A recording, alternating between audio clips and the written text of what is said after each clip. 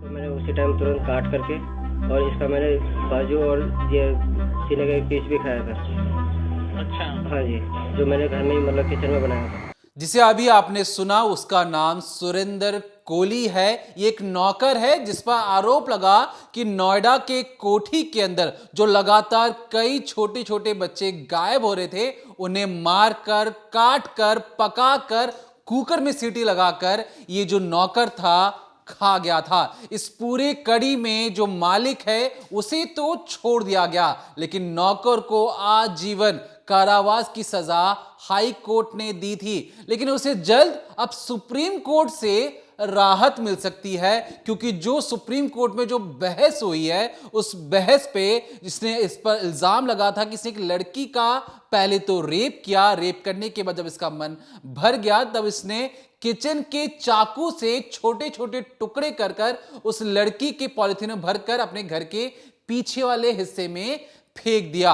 जब यह बात सुप्रीम कोर्ट तक पहुंचती तो सुप्रीम कोर्ट यह कहती है कि देखिए 12 अलग अलग मामलों में हमने इस नौकर को तो बाइज्जत बरी कर दिया गया, बचे हुए 2 मामले यानी कि लड़की का रेप, उसके बाद इसका जो मर्डर हुआ था उसमें हमें छोड़ना ही पड़ेगा, क्योंकि जो सबूत हमारे पास आए थे उन सबूतों के मद्देनजर हमने 12 अलग अलग मामलों में से छोड़ दिया। तो इन 2 मामलों में हम इसे कैसे सजा दे सकते हैं? सामने खड़े थे सीबीआई के जो सबसे वरिष्ठ वकील थे, वो कहते कि जनाब देखिए जो 12 अलग अलग मामले आए थे उनका एक अलग केस है। हम आज आपके पास इस पर्टिकुलर केस के लिए आए हैं जहां पर एक मर्डर और एक लड़की का रेप हुआ है। कोर्ट ये कहती है कि जरा ये बताइए कि किचन वाले चाकू से कैसे एक इंसान को काटा जा सकता है? आखिरी बार किसी ने क्या लड़की और ये जो सुरेंद्र कोली नौकर को क्या एक साथ देखा था? ऐसे कोई सबूत ना ही यूपी पुलिस ना ही जो सीबीआई कोई भी जुटा पाए, और इसलिए इस केस में एक तरीके से कमजोर कड़ी साबित हुई है सीबीआई की कई सारी नाकामियां। और इसलिए हम दावे के साथ अब ये कह रहे हैं कि जल्द ही आपको पता लग जाएगा कि जिस तरीके से नोएडा की निठारी वाले उस घर में मालिक पर आरोप लगा कि लड़कियों की ह्यूमन ट्रैफिकिंग करता है, नौकर उसकी मदद करता है, कि कोई नौकर का यह कहना था कि बच्चों की जो पेट वाला जो मांस होता है उसे खाने में बहुत ज्यादा मजा आता है। लेकिन कई सारी ऐसी गलतियां होती चली जाती हैं जिसके बाद इस नरभक्षी को, जो पहले दावा किया जाता है कि नरभक्षी है, इसे इंसानों का मांस खाने में अच्छा लगता है, एक के बाद एक कई सारे जो सबूत जुटाए गए थे, पूरी दुनिया को दिखाने की कोशिश हुई थी कि जो नौकर है वही असली अपराधी है। लेकिन जैसे ही कोर्ट में सारी चीजें जाती हैं, कोर्ट यह कहता है कि 2006 का मामला था, लगभग 2025 हो चुके हैं। इतने सालों के अंदर अगर ह्यूमन ट्रैफिकिंग की भी बात करें, कई अलग अलग मामलों की भी बात करें, तो उसकी सजा ये भुगत चुका है। और इसलिए जो मर्डर और रेप की जो बातें सामने आ रही हैं, सीबीआई की नाकामियों की वजह से ये केस और ज्यादा कमजोर पड़ चुका है। वो कौन कौन सी ऐसी खामियां थी, बिल्कुल हमने आपके लिए एक डिटेल रिपोर्ट तैयार की है, उसे ध्यान से सुनिए, तब आपको समझ में आएगा कि इस देश की जो नंबर 1 एजेंसी है वो किस तरीके से एक अच्छे भले केस को भी मटिया मेट कर देती है, अपने ऊपर लांछन लगवा देती है कि आप किस पर भरोसा करेंगे। पुलिस अच्छे तरीके से जांच नहीं कर पा रही है, सीबीआई भी एक के बाद एक ऐसी गलतियां कर देती है। आप इस कहानी, इस डिकोडिंग क्राइम में सुनेंगे तो आपको भी अचंभित हो जाएंगे कि हमारे देश की नंबर 1 एजेंसी इतनी बड़ी गलती आखिर कर कैसे सकती है। मैंने उसी टाइम तुरंत काट करके और इसका मैंने बाजू और ये सीने का एक पीस भी खाया था। अच्छा। हाँ जी, जो मैंने घर में ही मतलब किचन में बनाया था। ये क्लिप जो आपने अभी सुनी, ये उस वीडियो वाले बयान का जो सुरेंद्र कोली ने पुलिस के सामने दिया था कि किस तरीके से उसने बच्चों को मारा, कैसे उनके अंग खाए, उसका एक छोटा सा अंश था। और सोचिए, इसी वीडियो वाले बयान की वजह से जो सुरेंद्र कोली है बहुत जल्द बाहर हो जाएगा। मनिंदर सिंह पंढेर, यानी कि जो बताया जा रहा था कि पहले कातिल है जिसने बच्चों के साथ ये जुर्म किया, वो तो साल 2023 में बरी हो गया। लेकिन अब सुप्रीम कोर्ट ने इलाहाबाद कोर्ट के फैसले पर मुहर लगा दी और बोल दिया है कि जो नौकर है सुरेंद्र कोहली, उसने भी कुछ नहीं किया, वो तो पाक साफ है। अब सोचिए यूपी पुलिस ने कितनी घटिया इन्वेस्टिगेशन की है इस केस की। उन बच्चों को क्या इंसाफ मिलेगा? ये जो वीडियो लिया गया था जिसके अंदर इकबालिया बयान था, उस पर यूपी पुलिस ने आरोपी के दस्तखत ही नहीं करवाए। ये चिप ही गायब हो गई, ये चिप ही कोर्ट तक नहीं पहुंची। तो आखिर कैसे साबित होगा कि उन बच्चों को किसने मारा? आप सभी को याद होगा, जिन लोगों को याद होगा, जो छोटे बच्चे उस वक्त रहे होंगे, 2006 में नोएडा की कोठी D5 निठारी गांव की उस वक्त एक तरीके से हरकत में आई। उस वक्त बहुत ज़्यादा हलचल मची जब अचानक से पता लगा कि वहां पर जो पुलिस की टीम है वो सर्च ऑपरेशन करने पहुंची और वहां पर जो कोठी के मालिक हैं, जो नौकर है, उनको अरेस्ट किया गया और नौकर की निशानदेही पर कई जगह खुदाई की गई जिसके अंदर से बच्चों के नर कंकाल निकले।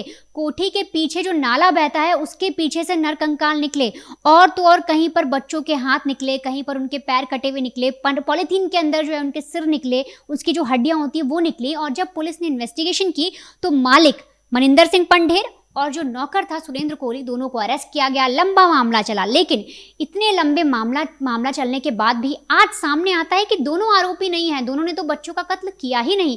तो आखिर कातिल है कौन? और यूपी पुलिस ने आखिर क्यों इतनी घटिया इन्वेस्टिगेशन की? किस वजह से कोर्ट में जाकर ये जो पूरा केस है वो कमजोर पड़ता चला गया?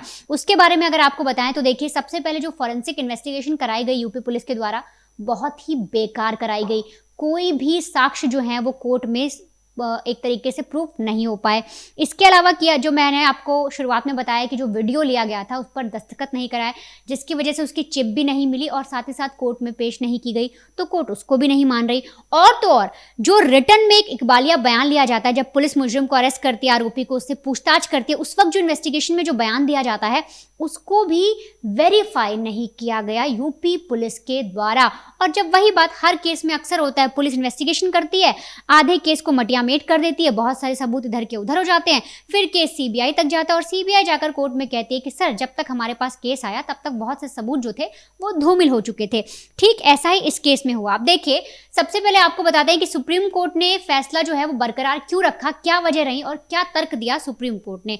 एग्जैक्ट बयान में आपको बता रही हूं जो चीजें कोर्ट के अंदर हुई हैं। कोर्ट ने कहा है कि देखिए, इलाहाबाद हाई कोर्ट का जो फैसला है सुरेंद्र कोहली यानी कि जो नौकर है उसको बरी करने का, वो बिल्कुल सही है। उन्होंने कहा कि अभियोजन पक्ष कोहली और पंढेर के खिलाफ उचित संदेह से परे, यानी कि जो भी शक हुआ, उन जो पुलिस वाले हैं सिर्फ उन्हें शक हुआ और उन्हें शक के आधार पर उनको अरेस्ट कर लिया। उसके आधार पर कोई भी ऐसे एविडेंस नहीं मिले जिसके आधार पर उन्हें सजा सुनाई जाए, उम्र कैद या फांसी जैसी। आगे जो है सुप्रीम कोर्ट में जो पूरी बातें कही उसमें कहा गया कि जांच जो है वो विफल रही, यानी कि पुलिस और सीबीआई के द्वारा ठीक से जांच नहीं की गई। उन्होंने बोला कि जो जांच में जो चिप थी वो पूरी तरीके से नहीं मिली, जो हमने आपको स्टार्टिंग में दिखाई, और साथ ही साथ वो जो चिप है वो जितनी भी कोर्ट में दी जानी थी वो पूरी नहीं दी गई, और साथ ही साथ उस पर कोई भी दस्तखत यानी कि एक साइन आरोपी का नहीं कराया गया। इसके अलावा कहा गया जो भी बयान उन्होंने दिया था उसको पुलिस ने वेरीफाई नहीं किया, और जब कोर्ट की तरफ से या जो सरकारी वकील है उनकी तरफ से जब चीजें निकाली गई तो पता लगा वो भी एक तरीके से पुख्ता नहीं है। और तो और ये भी बोला गया कोर्ट के द्वारा कि वो एक नौकर है, सुरेंद्र कोहली एक नौकर है। तो कोर्ट ने कहा कि अभी तक जिस तरह से इन्वेस्टिगेशन की गई है यूपी पुलिस और सीबीआई के द्वारा, तो वो देखकर ऐसा लग रहा है कि शायद सुरेंद्र कोहली एक नौकर है, गरीब तबके से आता है, तो जानबूझकर उस पर इतना बड़ा मर्डर केस, 16 बच्चों की हत्या का केस जो है मढ़ा जा रहा है ताकि पुलिस अपना काम आसान कर सके। सोचिए, अगर सुरेंद्र कोहली ने ये सारी चीजें की हैं जिस तरह से यूपी पुलिस ने इन्वेस्टिगेट किया था, तो कितनी आसानी से जो कातिल है ये अब पुलिस के शिकंजे से बाहर आ जाएगा और इसको जो है अपने जुर्म की सजा भी नहीं मिलेगी। इसके अलावा सुप्रीम कोर्ट ने बताया कि किस तरह से लापरवाही की गई है और कैसे कैसे किस वजह से आरोपियों को राहत मिली। सबसे पहले देखिए, जो D5 कोठी थी जिसकी आपने तस्वीरें भी देखी होंगी, बहुत से लोगों ने वीडियोस वगैरह भी देखे होंगे, उसके अंदर से जब पुलिस ने बच्चों के नरकंकाल जब पीछे से नाले से बरामद किए थे और कुछ खुदाई में मिले थे, लेकिन जब कोठी के अंदर यूपी पुलिस पहुंचती है तो उन्हें कहीं पर भी खून के निशान नहीं मिले। ये बाकायदा कोर्ट के अंदर चीजें हैं जिस वजह से इन आरोपियों को छोड़ा गया। अब आप इससे समझ सकते हैं कि यूपी पुलिस ने कितनी घटिया, मैं बार बार कह रही हूँ घटिया इन्वेस्टिगेशन इसलिए ही कहा जा रहा है क्योंकि अंदर जब पुलिस की टीम पहुंचती है, सारे कांस्टेबल पहुंचते हैं, तो उन्होंने आरोपियों को अरेस्ट तो कर लिया, लेकिन किचन के अंदर जहां पर बयान में कहा गया कि वहां हमने बच्चों की लाशें काटी थी, बाथरूम में काटी थी, कहीं पर भी खून के निशान नहीं मिले। इसके अलावा कोई भी टुकड़ा, कोई भी ऐसी चीज़, मांस का टुकड़ा, कोई भी ऐसी हड्डी उस घर से पुलिस बरामद नहीं कर पाई। इसके अलावा उसमें कहा गया था रेप जैसी चीज़ें भी शायद हुई थी, तो कोई भी सीमन का सैंपल भी नहीं लिया, और साथ ही साथ जो भी मिला वो कोली से मैच नहीं हुआ, यानी जो नौकर है उससे कोई भी सैंपल पुलिस ने मैच जो कराया उसमें हुए नहीं। इसके अलावा एक वर्ड आया था आदमखोर। जब कोली का ये जो बयान आया था जिसमें कहा गया था कि उसने बच्चों को खाया, तो कहा गया है वो एक आदमखोर है, उसकी जो मेंटालिटी है वो ऐसी है कि वो इंसानों को खा जाए। तो ये सारी चीज़ें भी कोर्ट में साबित नहीं हो पाई। कोर्ट ने जब इस बारे में भी जानकारी मांगी पुलिस से, सीबीआई से, तो कोर्ट और सीबीआई, माफ करिएगा, जो पुलिस और सीबीआई है वो ये साबित ही नहीं कर पाए कि आदमी आदमखोर है या मानसिक रूप से इसके दिमाग में कुछ ऐसा है कि इंसानों को ये खा सकता है। तो इस तरह से भी जो केस है वो कमज़ोर पड़ता चला गया। इसके अलावा जैसा आपको बताया कि बाथरूम के अंदर जब बोला गया कि शवों को काटा गया था और गाड़ने जो पार्क बना था पीछे उसमें गाड़ा गया था, तो हथियार कहाँ है? जब कोर्ट ने पूछा कि ठीक है, कभी भी कोई मर्डर होता है तो उसके लिए एविडेंस ढूंढती है पुलिस, सबसे पहले कोशिश करती है कि एविडेंस मिल जाए जिससे जो हमारा केस है वो मजबूत हो जाएगा, और उस पर कहीं ना कहीं अगर इनके निशान मिल गए तो जो बात है वो और भी बन जाएगी। लेकिन इस केस के अंदर कोई भी हथियार पुलिस को नहीं मिला। जब कोर्ट में पूछा गया कि ठीक है, अगर इन्होंने बाथरूम में बच्चों को काटा तो वो हथियार कहाँ है जिससे इन्होंने खुदाई करके उन लाशों को, उन टुकड़ों को गाड़ा, वो कहाँ पर है? तो वो चीज़ें भी पुलिस को नहीं मिली। अब जब ऐसी भी चीज़ें पुलिस पेश नहीं कर पाई तो कोर्ट को इस तरह से फैसला सुनाना पड़ा, और अब माना जा रहा है कि जो छोटा सा एक केस और बचा हुआ है सुरेंद्र कोहली पर, वो भी जल्दी हट जाएगा और वो बिल्कुल बाइज्जत बरी हो जाएगा। तो ऐसे में यूपी पुलिस पर सवाल उठता है, जो जांच एजेंसियां हैं उन पर सवाल उठता है कि आपने आखिर इन्वेस्टिगेशन की तो की कैसे? अब सोचिए, वो जो 16 बच्चे थे जिनकी हत्याएं कर दी गई इतनी निर्मम तरीके से, इतनी क्रूरता से, तो ऐसे में उनके जो परिवार हैं अब उन पर क्या बीतेगी जब ये दोनों, जो मनिंदर सिंह पंढेर हैं जो मालिक हैं कोठी के, और जो नौकर है सुरेंद्र कोहली जिसको एकदम बताया जा रहा है कि वही नरभक्षी था, आदमखोर था, जब वो बाहर इस तरह से घूमेंगे। अब आप आके समझिए और भी क्या तर्क दिए गए कोर्ट में, और कौन सी ऐसी और भी वजह थी जिसकी वजह से यूपी पुलिस पर, सीबीआई पर और जाँच एजेंसियों पर लगातार सवाल उठने लाजमी है। हमारा झब्बूलाल नाम है, ज्योति उम्र 10 साल थी। आज जो फैसला आया सुप्रीम कोर्ट का, हाई कोर्ट के फैसले को बरकरार रखते हुए पंढेर और कोहली को बरी कर दिया है, क्या कहेंगे सीबीआई? इसमें हमारे साथ अन्याय हुआ है। अब योगी जी अगर ईमानदारी से कुछ करवाएं तो ठीक है, अब वो भी मिले हुए हैं उनमें, तो कोई बात नहीं है। यह अन्याय हुआ। अगर वो दोषी नहीं था तो रमा जैन गाजियाबाद कोर्ट है, जज ने उसमें सब कुछ कबूल किया है, पंढेर ने, कोहली ने कबूल किया है, और वहाँ जाके सब वो भूल गए, वो कागज़ गायब हो गए, सब फैल गायब हो गई, पैसे से फैल गायब हो गई है, पैसे देने से फैल गायब हो गई सब है। आज इलाहाबाद कोर्ट का कोई सुप्रीम कोर्ट ने मान नहीं रखा, ऐसा होता। गाजियाबाद कोर्ट का मान नहीं, इलाहाबाद कोर्ट का कोई मान नहीं। अब सुप्रीम कोर्ट जो फैसला करे वही है। तो जो अन्याय कर रहा है, वह अन्याय में इसमें पैसे खाए हैं, उनका बेड़ा गर्क हो जाएगा। जो झूठा ये साबित करेगा उसका बेड़ा गर्क हो जाएगा, बेड़ा गर्क। वो बच्चों से अपाहिज होंगे और वो सब बहुत बुरी मौत मारे जाएंगे, उनकी संपत्ति सब धरी रह जाएगी, और मैं कुछ नहीं कह सकता हूँ। आपको याद है उस दिन क्या क्या हुआ था, कैसे हुआ? अरे हमें याद क्यों नहीं, यहाँ तो जब सारे बोरों से सिर निकालेगा, ये नाले में सारे हाथ पैर निकल रहे थे, ये नाले में, यहाँ से वहाँ तक, यहाँ से वहाँ तक हाथ पैर, सिर जितने थे, पीछे गैलरी है उसमें निकले सब, और कुछ उसके घर के अंदर से निकले। आपकी बच्ची की पहचान कैसे हुई? हाँ, कपड़ों से, कपड़ों चप्पल एक ही साथ में मिले, लिपटे हुए। हाँ, एक ही साथ में सब मिले, लिपटे हुए। हरी वाले घर के अंदर जब यूपी पुलिस जाती शुरुआती दौर में, तो वो कहा जाता है कि बाकायदा ऑन कैमरा चीज़ें हैं वो हाथों के जरिए उन कंकालों को निकाल रहे थे, उठा रहे थे, हाथों में ग्लव्स नहीं था। लेकिन जैसे ही मामला सीबीआई के पास जाता है, सीबीआई बकायदा हाथ में ग्लव्स, पॉलिथीन बैग लेके आती है, हर एक चीज को अच्छी तरीके से सबूत इकट्ठा किए जाते हैं। अब सीबीआई का भी कहना गलत नहीं है, क्योंकि उन्हें जांच के लिए बहुत दिनों बाद बुलाया गया था, तब तक पूरे क्राइम सीन को बिगाड़ दिया गया था। और ऐसे में जो शुरुआती तौर में जो पुलिस जाती है, उसे बिल्कुल प्रोफेशनल तरीके से, अच्छी तरीके से जांच करना चाहिए था, फॉरेंसिक एविडेंस जुटाने चाहिए थे, खून के धब्बे ढूंढने चाहिए थे, हथियार ढूंढना चाहिए था। अब सबसे बड़ा सवाल कि मान लीजिए कोई भी कातिल जाके कहे कि सर देखिए मैंने तो मर्डर किया है, लेकिन अगर वो कातिल कह रहा है कि मैंने मर्डर किया है तो उसका तो एक बालिया बयान है, वो जुर्म कबूल कर रहा है, लेकिन उस जुर्म कबूलने के पीछे क्या कोई दबाव है, क्या कोई सच्चाई है? ऐसे में पुलिस को अपनी फुटवर्क मतलब पैरों के जरिए मेहनत करने की जरूरत है, सबूत इकट्ठा करने की जरूरत है। वो कौन से हथियार से बच्चों को काटा करता था, क्या घर के रखे चाकू से काटता था? ऐसे कोई भी हथियार पेश नहीं कर पाए। एक थ्योरी माध्यम थी कि देखिए सर वहां पे बच्चे गायब होते थे, ये दोनों मिलकर खाते थे और इसलिए आप इन्हें सजा दे दीजिए। अब गाजियाबाद की हाई कोर्ट ने पंढेर और कोहली दोनों को फांसी की सजा सुनाई थी और उसमें कहा गया था कि कोहली को 12 मामलों में और पंढेर को 2 मामलों में फांसी की सजा सुनाई गई थी। लेकिन मामला जब हाई कोर्ट में जाता है, वहां पर बहुत सारी दलीलें दी जाती हैं कि कहा जाता है कि ना हथियार मिल रहे हैं, ना खून के धब्बे मिल रहे हैं। जो चिप जिसमें वीडियो रिकॉर्डिंग थी, जिसमें कहा गया था कि इसने कबूला है अपना जुर्म, वो जो चिप थी जिसमें मेमोरी कार्ड था, वो मेमोरी कार्ड ही गायब हो जाता है।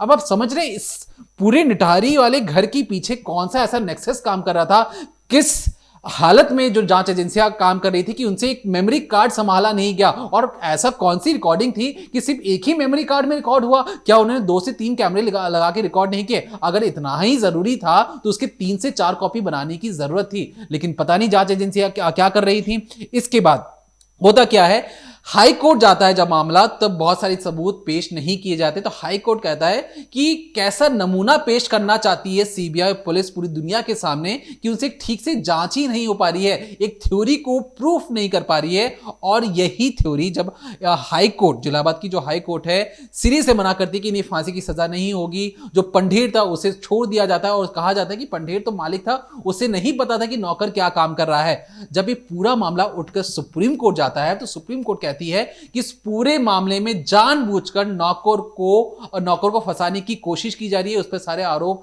मढ़ने की कोशिश की जा रही है, क्योंकि गरीब तबके से आता है। और जिस तरीके से दावा किया गया कि यहां पे ऑर्गन तस्करी, किडनी की तस्करी की जो बातें सामने आ रही हैं, ऐसे कौन से गवाह, ऐसे कौन से सबूत जांच एजेंसियां पेश कर पाई आ रही हैं? पता चला कुछ नहीं कर पाई हैं। फिर कहा गया कि देखिए सर यहां पे ना ये अक्सर घर के कुकर में पकाकर खाते थे, कढ़ाई में पकाते थे, तो उस कुकर में, कढ़ाई में, उनके नालियों से कोई भी ऐसा फॉरेंसिक एविडेंस नहीं मिला। और इसलिए सुप्रीम कोर्ट गुस्सा हो जाती है और एक तरीके से कोहली को भी जितने उस पर लगभग 11 मामले थे, उन सारे मामलों से उसे बरी कर दिया जाता है। महज एक मामला छोटा सा और बचा है, उसमें भी बहुत छोटा सा मामला है, उसमें भी वो रिहा हो जाएगा। लेकिन सबसे बड़ा सवाल आखिर में वही बचता है कि जो 16 बच्चों के अवशेष मिले थे, जो हड्डियां मिली थी, कंकाल मिले थे, जो बच्चे गायब हुए थे निठारी वाले उस घर से, आखिर वो लोग कहां चले गए? किसने मारा? किसने उनकी ये हालत कर पॉलिथीन के छोटे छोटे बैग में पैक कर नालियों में फेंका और इस तरीके से उनके मांस को निकाल लिया गया, हड्डियों को पैक कर पॉलिथीन में डालकर बाहर फेंका गया?